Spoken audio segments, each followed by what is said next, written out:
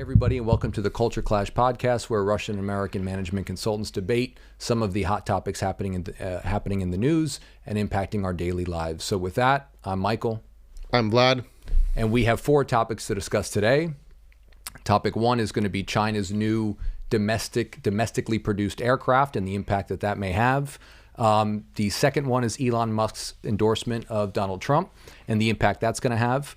Dubai's plan to increase the size of its tourism industry. And finally, topic 4 is going to be Linkin Park's new lead singer and the impact that may have on the band. So with that, Vlad, let's get to topic 1. Sure. If you're ready. Are you ready? I am. Okay. I hope you prepared. Because I know I did. All right. Okay. Question 1, Vlad. Okay. China's first domestically produced aircraft, the C919, took its maiden flight last week for Air China, the flag carrier of China. So the question is, can the Chinese company, COMAC, compete with the heavyweights Airbus and Boeing in the global aviation space? Yes, they can. They absolutely can, because just look at Chinese technology. Look at how China as a country developed their technology. They always try to compete. They always try to be competitive. They try to, and they succeed. Let me explain what I mean. First of all, if we look at the current situation with Airbus, with Boeing, and I would say that overall the aviation industry wouldn't mind to have a lot more competition. I think the overall market, global market, is not penetrated enough, and to have 1 or 2 big players, this would help globally. And I think China has all the resources to do this, probably except some of R&D background, but we'll deal with it later. Second of all, I think when we look at China's technological development, the key to success has always been to make it scalable, to make it, to make it more efficient in terms of production. They can use the cheaper labor. They can use the scale of their economy. They can use the scale of the labor that they have. So basically, this is what has been the key to success when we look at their big technological companies like Xiaomi or you name it, right? So Xiaomi, you mean Xiaomi, I guess, is that? I'm not just correcting I don't know pronunciation. That's all. I don't know how to pronounce it. That's okay. That's what I'm here for. That's what I'm here for. Okay, cool. In Russian, we call it Xiaomi. Okay. So you're going with Yeah. Okay. Anyways, continue. Sorry. Yeah. Go ahead. So overall, my first point will be yes, and because China has some good economic benefits that they can utilize. I will fill with some more details later, but yeah, what do you think about it? You agree or disagree? I'm so glad you said that. I'm so glad you think it is possible, because I think it's more entertaining when we disagree, and I completely disagree. Perfect. So look, in theory, I think you're right. It is possible in some sort of conceptual way that it could happen, but there's a bunch of reasons why I don't think it ever will happen, and I really think it's sort of pie in the sky. So for, again, number of reasons, but to sort of defend what China's trying to do, first of all, I think it's a very smart move. If you look at, as you identified, you've got 2 main players in the global aviation space, Airbus and Boeing. You would think that it's ripe for a third disruptor to come in, provide that additional service, particularly on this line of aircraft, the C919, which is going to directly compete with the 737 MAX that Boeing has, and then the A320 that Airbus has. Okay. So those are the 2 fastest growing. That's the fastest growing airline segment. China looks like it's trying to break into that. Again, high level, looks positive. Now, okay. And then on top of that, you've got a lot of problems with Boeing 737 MAX. I mean, we can go through the actual, whether it's crashes, whether it's this, whether it's that. It's having a ton of problems. So again, ideally, on paper, it looks like this is a great opportunity for China, for this company to break in. Now, why I think it's not going to happen, maybe it never happens. What you need in order to be globally competitive. Now, again, China's a massive domestic aviation market on its own. I'm not saying it can't be successful in China. Will it displace or compete with Boeing and Airbus, though? I don't see that, Because first of all, you're going to need to first go through the European and American, in America it's called the FAA, the Federal Aviation Administration. Europe it's called something else. Authorities, let's call it. Yeah, one of these authorities. Agencies. Yeah, you're going to need to get that certification first and foremost in order to even be able to fly into Europe or the US, right? These are two huge aviation spaces. So then you go to, okay, there's a couple reasons why those two places in particular would be reluctant to give them authorization. Well, one being Airbus is in Europe, Boeing is in the US. So why would these two regions want another competitor to come in and theoretically take jobs away, theoretically risk Boeing and Airbus's dominance? I don't really see the incentive there to make that happen. So then that already creates a problem for both Europe and the US. Then if you go to everywhere else, so what of these other markets would be keen to buy into Chinese technology or the Chinese aircraft if they're not going to be able to fly into the US or Europe? So already that sort of creates a big pinch on the potential for this airline to grow. That's just point one. Point two is, of course, geopolitical risk and sanctions. So as we saw, you had Huawei, which was, again, one of the leading telecom companies in the world. I think they made up 11% global market share only in 2020. Trump and the U.S. government comes along, slaps sanctions on them. Now they're down to 3% market share just in a matter of 4 years. So that shows the power that the U.S., that the Europeans have if they want to go after, whether it be a company or anything like that, the power of sanctions, which again, I think sort of creates that headwind for their development. So with those things being considered, I don't really see how the airline can, for all, no pun intended, take off. And again, I just don't see why it would be in the interest of these two main markets to allow another competitor that is directly opposed from a geopolitical perspective. Yep. We see the budding issues between the Europeans, the Americans, and the Chinese. Yep. We see the growth in sanctions. I just don't see it, no matter how good the technology might be. For me, it doesn't make sense. I think in your argument, you actually made two very good counter-arguments. So the first one, China is the largest domestic market, right? And they are now short 100 aircrafts. 100 aircrafts, and neither Airbus nor Boeing can provide it. So basically, first of all, they need to fill their own domestic needs, and I think this is where this COMAC will be super successful. Second is, let's not forget about the Asian market, where now, if COMAC goes international, they will have an opportunity to get the proper, normal quality aircrafts, potentially cheaper than like Boeing and Airbus. And this will be a huge upside for COMAC. That's why I guess this is where it can be really successful. This is where it can become successful. I'm not saying that tomorrow or like in upcoming 10 years, American Airlines will replace Boeings with COMAC. If they do, I think we will be living in a different world. Mm-hmm. But I think like big Asian airlines like Cathay, right? Cathay, yeah. Yes. You know them better, like you're a specialist in the aircraft now, airlines. So basically some companies like that, they can benefit from it, and I think they will be very interested in COMAC. Again, I think fair point. I mean, I don't disagree with you. Again, the economics in the market is there. I'm not disputing that whatsoever. And you have a very good point. They could locally, I think, make a lot of inroads. But another key issue, and I didn't mention this before, 60%. So 60% of the current C919, so the current new plane, are locally sourced Chinese-made products. 40% are not.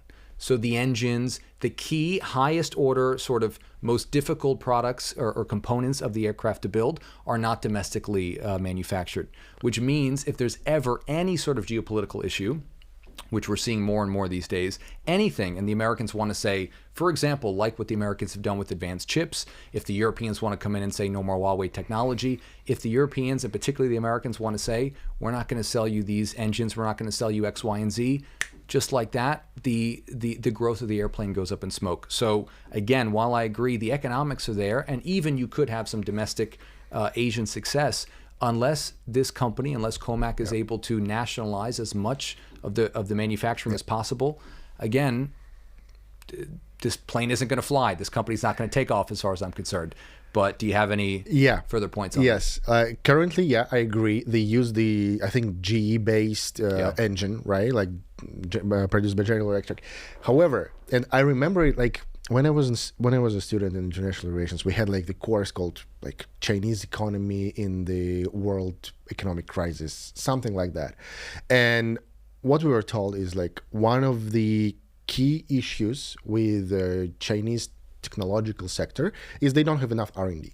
And like this is actually your point, like half of your parts of your aircraft domestically created is not actually Chinese, right? At the same time, what are Chinese R&D companies very good at? They're very good in taking something that exists, copying it and enhancing it, or copying it and make it cheaper. This is exactly what they are doing with this engine, for example, because in 2019 they have already registered the engine itself, so they are trying to localize it, of course. And I saw like there is a in 2021 they made it like official, so they have the working engine. However, yes, they still use the GE ones, but anyway, like they're going there. So I think this issue, like probably not tomorrow, but within an upcoming 3 to 5 years, I think they will solve it. So this, I agree, this is a very like pressing issue. And of course, like when I was reading about this aircraft they're trying to produce, and like when I read that half of it is actually non-Chinese, in Russia we have the same situation. Like they try to produce the Russian aircraft that turned out to be 70% European and American technologies. So yeah, I'm pretty familiar with that. But anyway, what they managed to do is basically they managed to create their own engine, and they will use it in upcoming years. So I think this issue will be solved. So you're saying 3 to 5 years, and then you think these guys are going to be. I'm optimist. Yeah, you're an optimist. I'm not. So I think it's going to be. I don't think it's ever going to happen, to be honest. And again, I mean, I think whether it's in the interest of global competition, maybe, but based on everything that I'm seeing, again, getting through all these certifications, whether, again, it's all these parts that have to be made domestically, the politics, the geopolitics, all of this, I don't see it happening. But I think you consider global market as like American and European markets. Ah, okay. So you think I'm being biased because I'm American? Is that, I'm not saying you're being biased. You said this. I haven't said that. Okay. But what I think is, let's not forget about the Asian market, like which is actually like 2 billion. It's a billion population. Okay, probably they don't have as many airlines and as many routes, but anyway, it's a huge market requiring good infrastructure. And actually, if you look at, for example, the ASEAN, right, the community of Southeast Asian countries, one of the key pillars for their development is to develop infrastructure, meaning transportation between these countries, and they require marine and they require the airfares. So I think it's a huge, there is a huge demand potential, and since it's the main area of interest for China, not only America, but like main area of interest for China, I think they have a good potential there. Yeah, so I agree with you completely. I think it's a great opportunity for Boeing and Airbus, not for Comac, because again, if we look at these countries, and it's a good point, most of these countries are American allies, right? So when it comes to geopolitics, which we've seen, whether it's Huawei, whether it's any of these other things, look at what's happened in Europe, right? The Americans came in and said, hey, UK, by the way, there's a lot of security concerns with Huawei equipment, all of this stuff. The British government comes in and says, by 2027, we're phasing out all of our Huawei equipment, and we're only going to be going with whatever other companies. So I think the same thing could theoretically happen, particularly when, again, it's the American and European companies that are providing 40% of this technology. Do you see Japan, a staunch American ally, going in and buying all these Chinese planes? I don't know about that. Do you see India, an American ally, going in and buying all these planes? I have my doubts. Do you see the Philippines? I understand what you're saying, Korea. I don't see it personally. I think that's a pretty clear sort of distinction we have. I don't think we're going to see eye to eye on that. But again, you see it happening. I don't. I don't know. Do you have anything else to add on that? I think for Chinese company to become like a significant international power, it's already enough to conquer the domestic market and the regional market. And I think they have the whole potential for it. That's where I stand. That's where I stand. Where do you see their growth in Asia happening? With which countries? So I think it doesn't need to be, all these like, it doesn't need to be this geopolitical differentiation that where you say like, yeah, like the countries who are American allies, that they will use only American aircrafts. I don't see it that way. I think they will prefer the cheaper one. So my point is, if COMAC managed to make their aircraft considerably cheaper compared to Boeing that cannot provide their own demand right now, or considerably cheaper than the Airbus, they have a very good upside. I don't know, for Thailand, for Philippines, for Singapore, like these countries, they need more aircrafts. That's what I'm saying. I'm not saying that they will use the geopolitical relations, international relations, in order to identify which companies which aircrafts they should use for their airlines.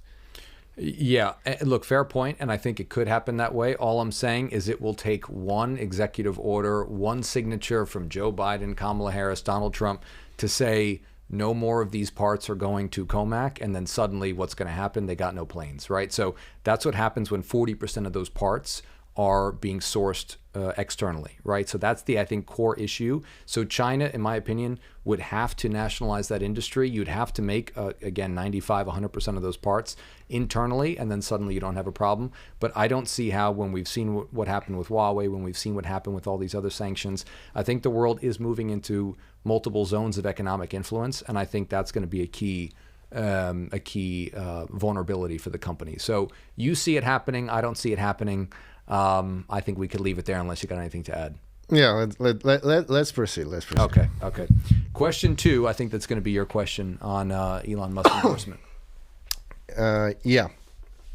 So basically, I think many of us, we saw this in X, social network, and I think it was published everywhere that Elon Musk, who previously was kind of more or less neutral until, I don't know, more recent events, but he publicly joined the Trump's rally in Pennsylvania, I guess, and he openly supported him wearing the black MAGA cap, saying that this is going to be my president, go vote.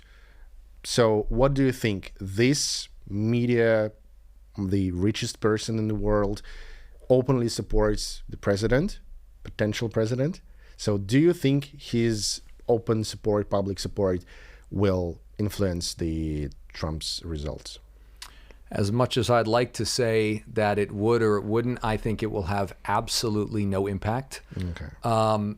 And this is for a variety of reasons. So doing some research, and again, I'm American, right? So I've been following this election like a hawk for the past probably over a year. I followed it through the primaries when the Republicans had a primary, the Democrats didn't. Followed it through the summer when you had all this craziness where Joe Biden stepped down. We've got Harris now, all the debates, vice presidential debate. I've been a junkie for this stuff.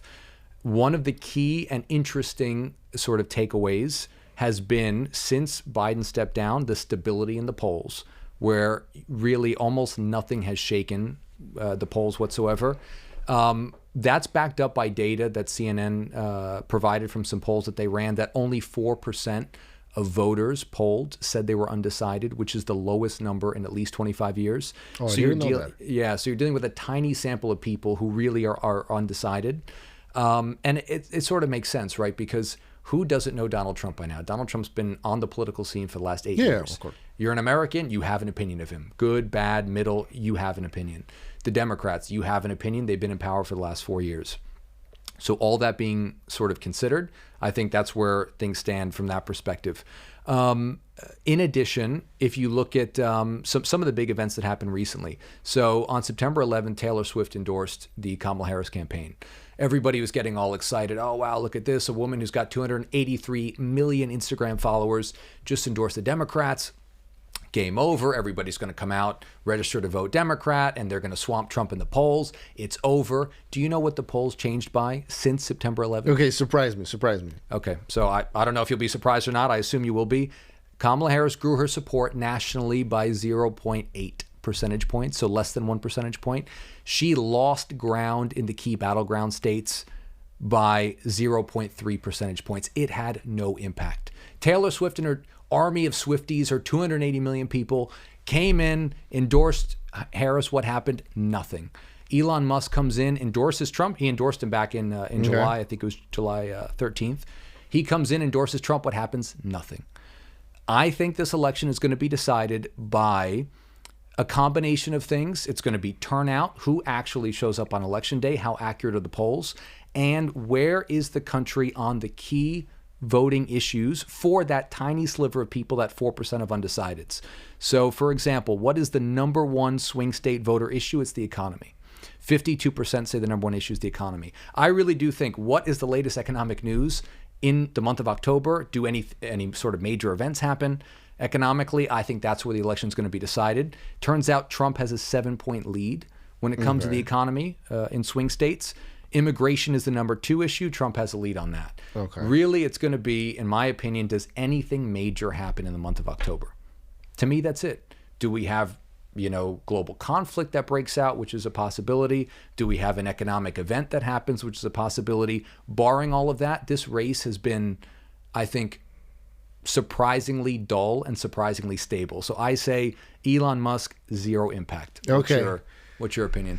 Okay, so in principle, I agree with you, because I don't think that single person, single celebrity's opinion can make a huge difference. However, I have one, I would say, concern about Elon's, let's put it, performance. So when you look at his recent social activity, social network activity, every time he tweets something, every time he publishes something, he affects business. Like one tweet or one post in X, I don't know how to pronounce it now, actually, since they changed the... It's not a tweet, name. I guess. What is it? It's not an X, a post? Exit, I don't know. You can create that if you want, sure. Yeah, so every single post, it affects the Tesla stocks. Like he can put it up and he can pull it down just with one post. And it happened multiple times. And even now, I think by the time of the election, they created the new cryptocurrency. I don't remember how it's called, but like something with black MAGA, this one. So they created dark MAGA. Another coin. Yeah, dark MAGA, MAGA. Of course not black MAGA. Yeah, dark MAGA, something like dark MAGA coin. And when he just appeared on stage wearing the cap, 14% raise. 14% raise of this cryptocurrency. So I think, like, overall, I agree that one person's opinion will not make huge difference, even no matter how influential the person is. But this track record of the small posts influencing the business environment, this is what confuses me, and this is what makes me think that some impact might be made. So, Vlad, to that point, Elon Musk endorsed Trump on July 13th, right?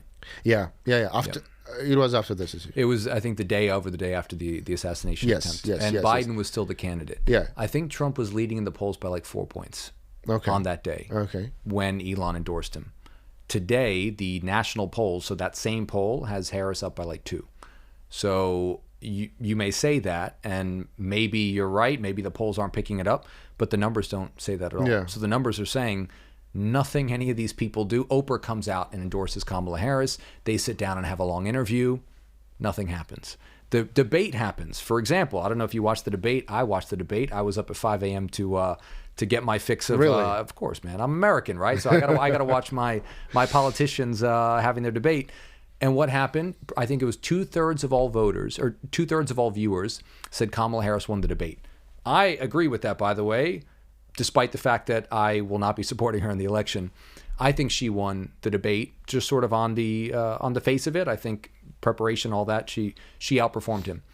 All that being said, again, no change in the polls. She's winning debates. They're changing VP candidates. They're bringing new people in. Oprah this endorsement, Taylor Swift this endorsement, Elon Musk going up dancing on stage wearing his dark MAGA hat. Nothing is changing. Economic data up, down, interest rates down, global conflict, global chaos up. The polls aren't moving. So Americans are being stubborn. Oh, you can call us stubborn. Fine. Yeah, sure. I agree with that. In principle, we are set. with our two candidates. We are set with our two sides. So I think the only thing that's going to make a difference, in my opinion, is if anything major happens in this next month. We typically have something called an October surprise, which is something comes out in October, particularly late in October, that could throw the race at the last minute. And you might see a change in the polls, a material change in the polls, maybe 2 or 3 points. To me, that's the only thing that could jog this race, because otherwise it's going to look like which side turns out, which side is doing better with the polling, because literally this thing is not moving. I'm checking this every day, and it's as stable of an election as I've seen for a while, ever since Kamala Harris got in the race. So you can have your Elon dark MAGA, Bitcoin, blah, blah, blah, going up 15%. You can have that. You can have your Swifties coming out and endorsing. To me, it doesn't matter. Okay. None of it matters. Tell us more about this October surprise thing. So, for example, you had 2 October surprises over the last 2 Octobers. Beyond that, I don't have too much. I'd have to look it up. But you had back in 2020 this quote-unquote October surprise that could have been the Hunter Biden laptop story, where you had this laptop that was discovered, which was attributed to Hunter Biden, and then you had sort of that became a media story, particularly with the right wing, and then but it didn't really make the national waves that people expected. 2016, you had the October surprise where the head of the FBI at the time, trying to remember his name, I forget. But we will show it here. It's okay. Yeah, we could show it. But the head of the FBI came out, and I think it was the week before the election. And I remember because it was the first or second week I had moved to the region, to the Middle East. And the head of the FBI came out and reopened, quote unquote, the investigation into Hillary Clinton for the emails. Anyways. Oh yeah, I remember that. Yeah, like confidential emails. Yeah, there was an issue leakage. With her. Yes. Exactly. There was an issue with her emails. They reopened the investigation publicly. They made a big announcement to do it the week before the election. If you check the polls, there was a material change in the polls of like 2 or 3 points. And at that moment, I thought, wow, Trump can actually win. So at the time, it looked like Hillary was well on her way. Anyways, that's the concept of the October surprise. Something comes up in October. It can jar the race, change the polls. So that's all we're saying, that it's possible. But that's the only thing I see changing this race, because this has looked, again, whether it's Trump saying they're eating the cats, they're eating the dogs, whether it's Kamala coming out and having an interview with Oprah, whatever, nothing is changing anything. Nothing's changing the polls. So again, to summarize, I say no impact. Okay, interesting. Like I think we surprisingly quickly agreed on this. Yeah. And even though in the beginning I don't think we were going to, but I think we came around. Yeah. And I want to say I think I convinced you. I don't know if we agree. I think I convinced you to come to my side. Is how I'm going to. Okay. Is how I'm going to call it. Keep it for yourself. Okay.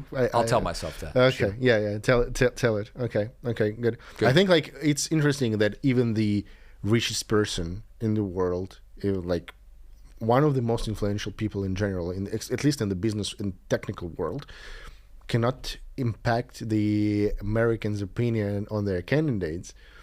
If Taylor Swift couldn't do it, why do we think Elon Musk could do it? Yeah, I think this is telling something. This is telling us something. What is it telling us?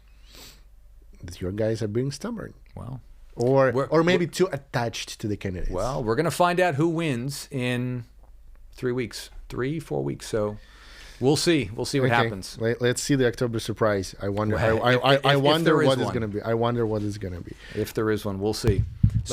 Topic number 3, Vlad. My question to you: Dubai is planning to double the tourism industry, and become the #1 tourist destination in the world. Will it succeed? #1 tourist destination in the world. Most visited city on the planet. Yeah. I think I think Dubai is very rapidly going there. I think it will succeed. I don't know how stable it will be. I mean, stable, the #1 place, #1 tourist destination.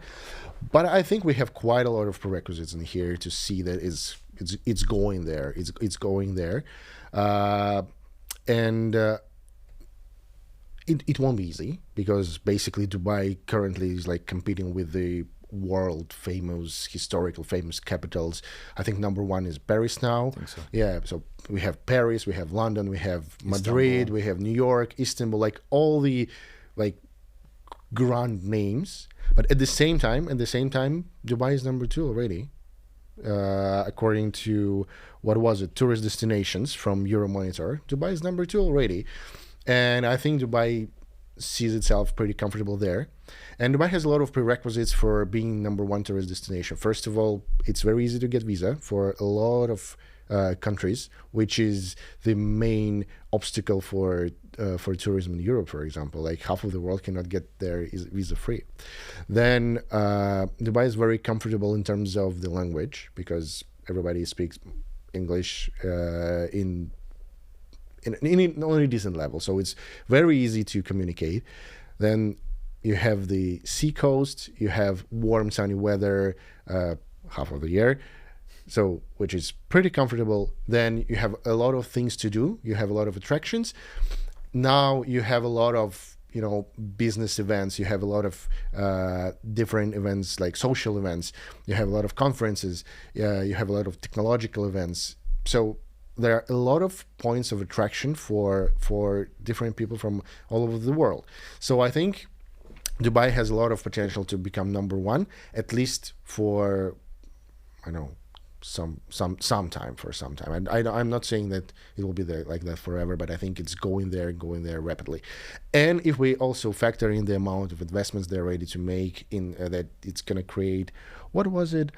I think they were saying about like 47,000 jobs that the tourist industry will create after the investments they're going to make. So I think it's going there.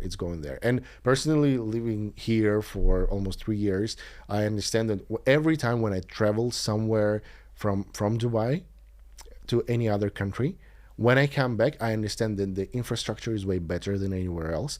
The safety is here. All the like lifestyle is way more attractive. So I think for modern world citizen, Dubai is very attractive as a touristic destination or as a business destination. Yep. So I agree with you 100%. I think, however, you're wrong about why. I think you completely missed that. You didn't touch on it. The number one reason why Dubai is going to be the number one tourist destination is because leadership and vision. Because when this city sets its mind on something, it does it extremely well. And I think what you missed in your analysis, again, I agree with all of what you said. I've been here for 8 years, love the place, really think it's probably one of the best places, if not the best place to live on the planet. But I think what you're missing is that this is all being planned. This is from a vision that stems back, and it takes a long time to develop, but they tend to hit the mark every single time. So for example, I jotted down some notes. Back in 1989, it's been over 30 years, the Commerce and Promotion Board was established to grow tourism, to bring luxury tourism and all of that to the city of Dubai. And then again, it takes time. So even back in 2003, Dubai wasn't on any top 10 list. It was growing, but it wasn't quite sort of where it eventually would become. Then in 2013, the Dubai government set up the Dubai Tourism Strategy to make Dubai a top destination for business and leisure travel. What happens? By 2014, we're number 7 on the list. By 2018, depending on your measure, we're number 2 or 3. Mm-hmm. And by 2018 already, Dubai was the location with the most amount of spending per tourist. Okay. So that was interesting to me. So tourists were spending $553 on average per day coming to Dubai. That was back in 2018. So I think now it's that. So just to give you another sort of interesting fact there, 2003 tourist revenue was only $1 billion. Yeah. By 2018, it was $30 billion. So now I agree with you. Dubai has all the prerequisites, which is great weather 6 months out of the year. When the weather is, really crappy in Europe, for example, or where I'm from in the U.S. or in parts of Asia, it's beautiful here, right? In the winter. Winter here is amazing. Yeah. Summer's warm. We all know that. And, it's very hot. Warm. Okay. Yeah, warm's maybe a generous way of putting it. 40, 50. It's hot. But again, you do have culture. You've got Arab, Middle Eastern culture. You've got phenomenal resorts. You've got phenomenal amenities for tourism, all that stuff. But again, that was all put in place by the leadership and by the vision. So now when Dubai says, and this article came out this year, when Dubai says they want to be number one, of course I believe them 100%. Because what are they doing to make that happen? So 2024, released this year, Dubai is renovating the DWC airport, Al Maktoum International Airport. So they're planning on, in the next 10 years, making it the world's largest airport. Yes. So the objective is to be larger than number two, or number one currently, which is in Atlanta in the U.S., and even larger than number two. You know what number two is? Dubai. It's DXB. It's the other Dubai airport. Exactly. So Dubai has been so successful in its tourism growth strategy that now it wants another airport, a second airport, to eclipse its own airport, which is number two in the world, and then obviously number one in the world. And because DXB actually has reached its maximum capacity. Yes, exactly. Maximum capacity. Can't go any higher than this. It's unbelievable. Exactly. So in 2024 alone, Dubai is adding 3 luxury hotels, 5 beach clubs and restaurants. I mean, this is incredible, right? So 2014 to 2024, Dubai has doubled hotel occupancy, the number of rooms. We now have 150,000 hotel rooms, 80% occupancy. And it goes to the business world as well. So business growth.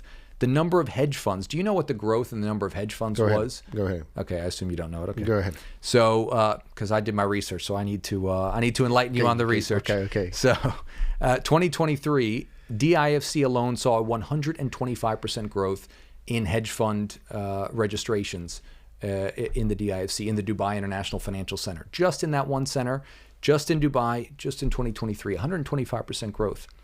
Assets under management for just the hedge fund space, which is an area of a lot of growth. We've seen an 82% increase in the number of assets under management since 2018. So Dubai is taking off as per the vision laid out years ago, not just to be a leisure and luxury and tourist destination, but a business center as well.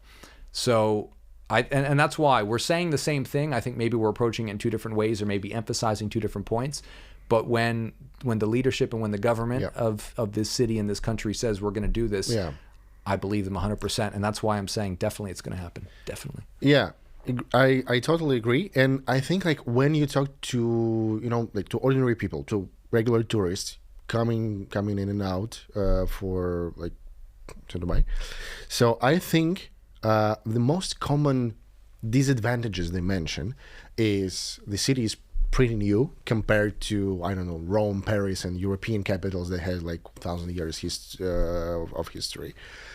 And that's why there are not that many, ancient ruins that you want to visit, or different like old castles, something like that. But this city is different. It's actually about something else. And then another thing that they mentioned is like lack of cultural attractions. Not so many museums to visit, or not so many, different cultural events. And again, I think over the recent years, we have seen the massive growth in this industry. You have several theaters, you have opera, you have different museums. And basically, if you look in the right direction, you can find anything to do, anything you want to do.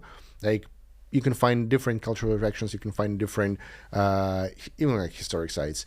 And if you read about this more, you understand that actually like, okay, this region probably like it hasn't had that rich and discovered history as they had, again, like in Rome, in Italy, or something like this. Okay, like this is not the 2,000-year-old history, but at the same time, it has been the crossroads of the different trade routes. It has been the place where a lot of civilizations meet. So you can find a lot of different artifacts of this, and you can find a lot of evidence of this. Like you can go, okay, not to Dubai, but maybe to Abu Dhabi, and you will learn a lot about this region history. So whenever I hear these, challenges for tourist attractions and everything, I completely disagree with that. Like when I hear that people say like, actually, like in Dubai, you have nothing to see. And I think this has been the most dominant challenge for tourists for some time. That's why I was actually very intrigued and happy to see that one of the strategy for tourism development is to increase the number of people of returning tourists, of people who visit Dubai at least twice a year. I think this is a great strategy. Like basically they work for retention. This is actually a great way to do. Totally agree. And again, it's interesting but that demonstrates why it's even more impressive what Dubai's been able to do, because it's not coming from a position of, for example, Rome, the eternal city, right? They call it 2,000, 3,000 years old, however it is. Dubai had to plan this out. This had to be done meticulously with planning, with preparation, with a vision for the future, and it's been accomplished, which to me is a remarkable achievement. And take, for example, again, another benefit of coming here, which is why I think it's just a matter of time. It's going to happen. In Italy, you go to Italy, you get some amazing history. Now, I've never been personally. I'm planning to go eventually. You get amazing history. I'm sure the history is amazing food, whatever. Italian food comes from Italy, right? Pizza, pasta, all the above. Dubai has, you want culinary experience, it's everything. It's everything. Absolutely. The culinary experience is phenomenal. Every different type of cuisine, every different corner of the planet. You don't get that everywhere. You just really don't get that. You don't get that in 99% of places. So again, I think we could sort of spin in circles for 2 hours about how great it is living here, how great it is traveling here. But on that point, I think we totally agree. But again, my biggest takeaway is that the leadership and the planning that this city and this country go through is, I really think, second to none, and it's very, very impressive. Okay. Nice one. Excellent. Finally, we got one more question. I think it's your question. Is it mine? Oh yeah. I think it is. Yeah. Okay. Yes. And actually, I'm personally very attached to this one. To this topic. Okay. Linkin Park, one of the greatest band of our century.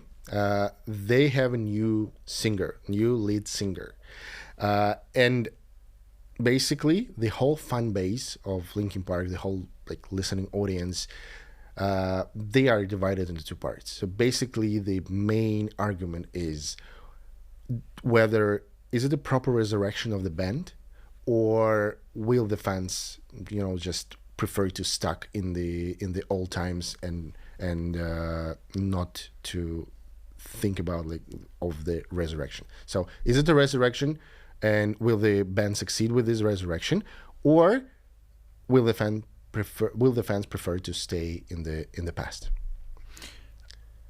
You really like Linkin Park, yeah? I do. So I'm sorry to say the band is done. The band is done. This resurrection will 100% not be successful. The idea that a band formed in 1996 can, after the unfortunate death of an iconic singer whose voice was iconic, who I think for any of us who are even mild music fans, we know Linkin Park. I mean, one of their songs was one of the hits of the Transformers movie. I mean, these are some iconic songs. The idea that you're going to replace him 24 years later, is it 24? No, it's 28 years later. So the band was formed in 1996. We're now in 2024. The idea that you're going to replace that band and resurrect that band is nonsense. It's ludicrous. I think there's absolutely no chance that the band has a resurrection. I think what they can succeed in doing is continue to go on tour the same way a lot of famous bands still go on tour despite losing some of their lead singers, key members of the band. But I've gone through a list again of a number of bands who've tried to make this happen. Okay. And there have been some that have been successful. So I'm looking at AC/DC, Genesis, Van Halen, Pink Floyd, Journey, Iron Maiden, Fleetwood Mac. These are all bands that lost their lead singer and then went on to still put out new albums. In some cases, top performing albums, things like that, new hit singles. What I found, though, was that none of these bands had a period of time nearly as long as Linkin Park.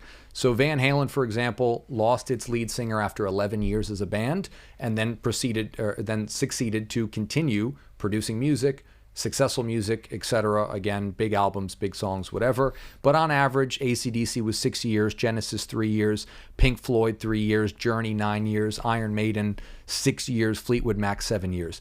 Don't give me that Linkin Park 28 years later after its founding is going to resurrect itself. I'm sorry. I think, unfortunately, for one of your favorite bands, it's over.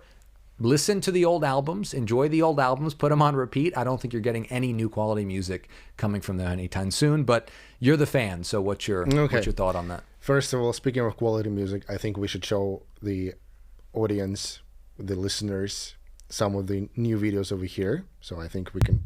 It's good to see you again.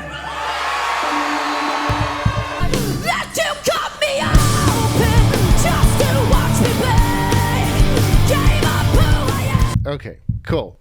I completely disagree. And I'm happy to disagree with you. And I'm happy to disagree with you on this particular topic. Because as I said, I'm very personally attached to this. Basically, with this particular band, with Linkin Park, this was the first band I ever listened like as a proper like music fan, and this is where I can say like after I heard Linkin Park's Numb, I can say like okay, I started listening to music. So basically, it was very influential, like personally for me, for me growing up, and it was 2003, I guess, or no, actually it was 2004. So first of all, you mentioned a lot of numbers, a lot of different numbers, and I also have my numbers as well. So the band became like super successful in 2000. Then it was the massive success of Meteor's album 2003. Then it was another successful album, Minutes of Midnight 2006. And then it kind of stopped. And band had to reinvent themselves once again, where they issued another album with completely different style. They pivoted to the electronic music more. They invited the different like DJs. They introduced the electronic sounds.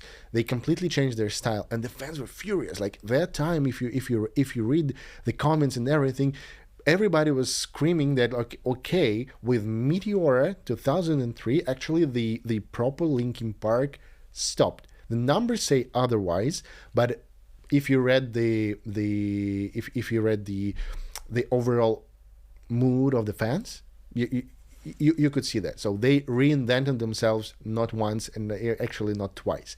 Then in 2012 they issued another album, and everybody said, okay, Linkin Park is back.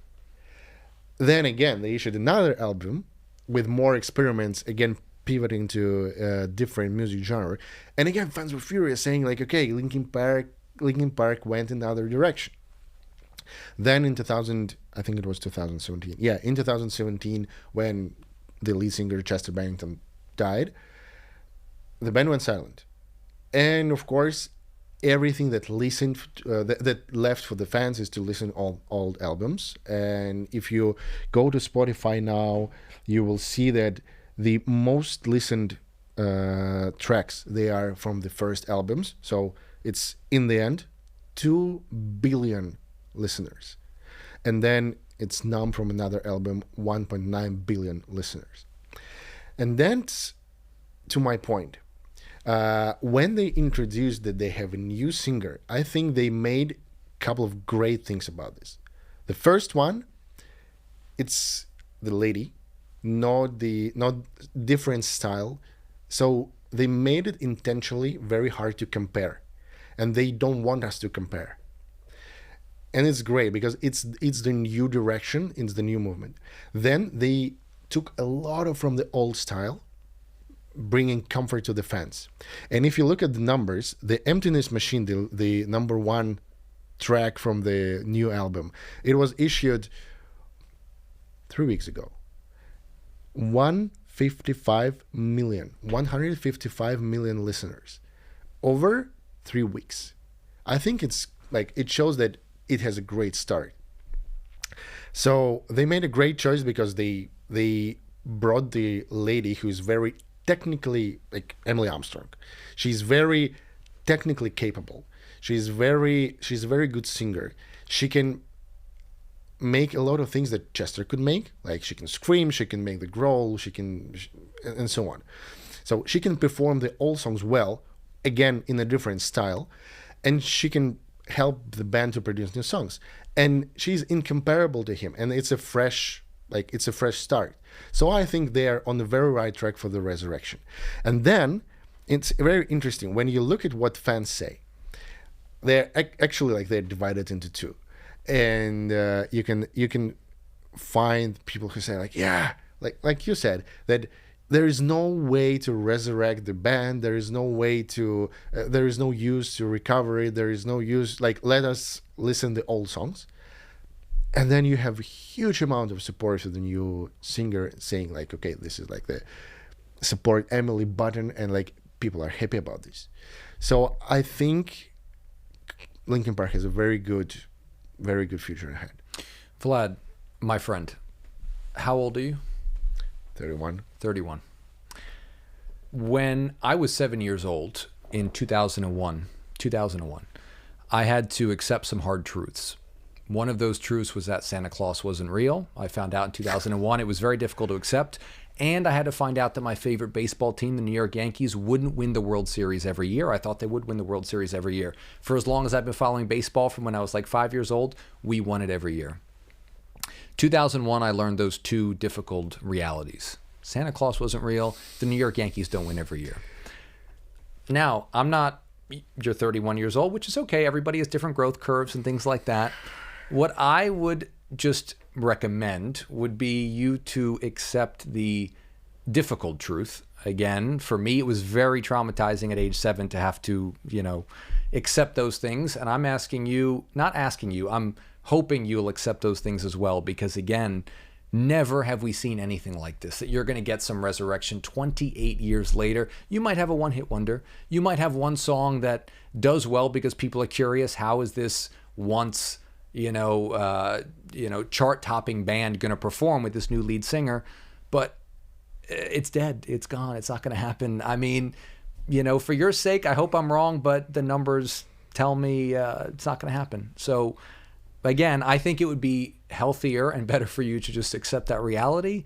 And, but I don't see it happening. I don't see it. Interesting. Like, this is the topic where I don't really care about the numbers of the previous bands of the success. Like, everything that I know, because you're emotionally invested. This is the problem. They're very boring. Like, all of the bands you mentioned, they're quite boring. And, actually, like, in this particular topic, I can really speak from the personal experience. And this is what I want to say. The first albums that I mentioned, the Hybrid Theory, Meteor, and Minutes to Midnight, they were great.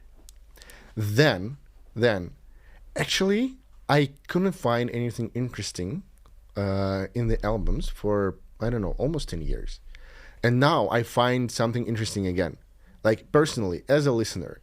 That's why I think, like, even like from just my very personal experience, I don't know. I would love to see what happens, and I would love to see them succeed. Yeah, again, I mean, I'd love to see the New York Yankees win the World Series every year. Doesn't mean it's going to happen, right? That's my only point. And again, you made another point, which just shows your level of emotional investment, which is fine. I mean, there's nothing wrong with that, but I think it's sort of distorting your capacity to be purely logical here. More worries. No. The reason I say that, Pink Floyd is a boring band. Yes, Pink Floyd, yes. One of the most popular, accomplished bands of all time. AC/DC is a boring band. No, AC/DC what are you is talking great. about? What are you talking about? AC/DC is great. Okay. Oh, AC/DC is great. Okay, so fair enough. So you refuse to look at the numbers, which, look, for your sake, as your friend, I'm rooting for you. I want your band to be successful. I don't want your heart to be broken by the reality, which is most likely one of your favorite bands. It's over. But I'm just saying the numbers would suggest, and logic would suggest, it's been a nice ride. Enjoy the old songs, play them on repeat, memorize the lyrics, because you're not going to get anything like it. But time will tell. Okay, we'll see. I will be happy to see you wrong. I will be definitely happy. I'd be happy to see me wrong too, but we'll see. Anyways, that's it for today. So thank you, everybody, for listening to another episode of Culture Clash Podcast, and we'll be with you guys next week.